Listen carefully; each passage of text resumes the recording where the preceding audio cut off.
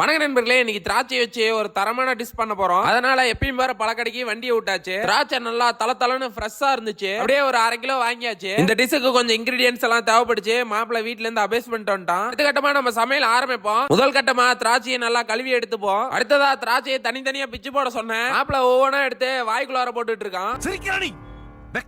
இப்பதான் மெயினான இன்கிரிடியன்ஸ் எல்லாம் ஆட் பண்ண போறோம். எடுத்ததுமே மிளகாத்தூள் சிறிதளவு போட்டாச்சு. அடுத்ததா மிளகாத்தூளுக்கு ஏத்த மாதிரி தூள் உப்பி மேல தூவி விட்டாச்சு. இப்பதான் மெயின் வீட்ல இருந்து ஆட்டி போட்டு வந்த லெமன் ரெண்டா கட் பண்ணி புளிஞ்சு விட்டாச்சு. நல்லா மசாலா அந்த திராட்சையில ஏற மாதிரி கலக்குன்னு கலக்கியாச்சு. ஃபர்ஸ்ட் நம்ம மாப்பிளைய வச்சு டெஸ்ட் பண்ணுன்னு ஒரு திராட்சையை எடுத்து கடிச்சு பார்க்க சொன்னேன்.